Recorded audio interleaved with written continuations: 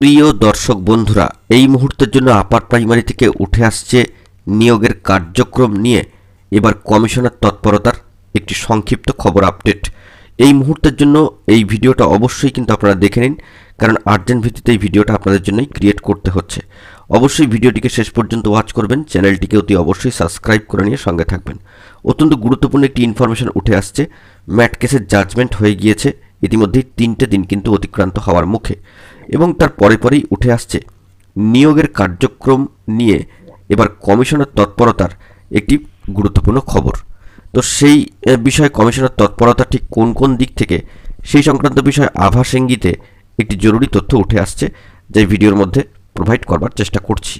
তো একেবারে সামাজিক গণমাধ্যমের সূত্র ধরে যে বার্তাটি বেরিয়ে আসছে, যে নিয়োগের কার্যক্রম নিয়ে এবার কিন্তু কমিশনের একটা তৎপরতা, সূক্ষ্ম তৎপরতা কিন্তু লক্ষ্য করা যাচ্ছে, এবং কমিশনও কিন্তু এই বিষয়ে যথেষ্ট উদ্যোগী। তো যে বিষয়টি জানা যাচ্ছে সামাজিক গণমাধ্যমের সূত্র ধরে, যে আপার প্রাইমারির ক্ষেত্রে শিক্ষক নিয়োগে ইতিমধ্যেই ছাড়পত্র দিয়েছে মহামান্য কলকাতা হাইকোর্টের ডিভিশন বেঞ্চ, এবং এই দিক থেকে দীর্ঘ প্রায় 10 বছরের অপেক্ষার শেষ কিন্তু হতে চলেছে।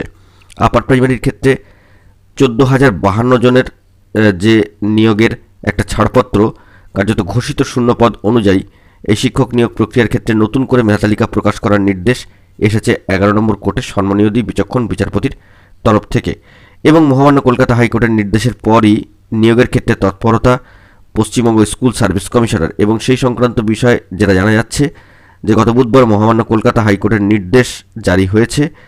এবারে কিন্তু নিয়োগ সংক্রান্ত বৈঠক স্কুল সার্ভিস কমিশনার আধিকারিকরা করতে পারেন, এমনই কিন্তু একটা আভাস ইঙ্গিতে খবর আপডেট উঠে আসছে সামাজিক গণমাধ্যমের সূত্র ধরে। এ বিষয়ে চেয়ারম্যান সাহেবও যথেষ্ট গুরুত্বপূর্ণ ইনিশিয়েটিভ নেবেন, এমনটাই কিন্তু মনে করা হচ্ছে। স্কুল সার্ভিস কমিশনের সূত্র অনুযায়ী যে বার্তাটাও বেরিয়ে আসছে, যে 2 সপ্তাহের মধ্যেই প্যানেল প্রকাশের লক্ষ্যমাত্রা।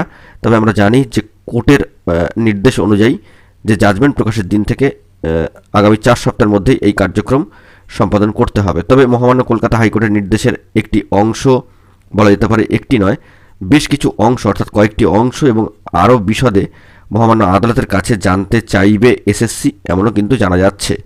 তো কিছু খুঁটিনাটি কাজকর্ম কিন্তু রয়েছে। এ বিষয়ে সম্মানীয় এসএসসির চেয়ারম্যান সাহেব সম্মানীয় সিদ্ধার্থ মজুমদার মহাশয়ের বক্তব্য অনুযায়ী কোট আনকোট, যে নিয়োগের ওপরে বাধা নেই, এই রায়ে আমরা খুশি। মহামান্য আদালত প্যানেল রিকাস্ট করে কাউন্সেলিংয়ের পরে নিয়োগের ছাড়পত্র দিয়েছেন। তো এই গুরুত্বপূর্ণ বার্তা উঠে আসছে, এবং সম্মানীয় শিক্ষামন্ত্রী সম্মানীয় ব্রাত্য বসু মহাশয়ের সোশ্যাল মিডিয়ার একটি পোস্টকে কেন্দ্র করেও কিন্তু খুব ভালো খবর উঠে আসছে। এটাই মনে করা হচ্ছে যে দুর্গাপুজোর আগে কর্মপ্রার্থীদের মুখে হাসি ফুটবে।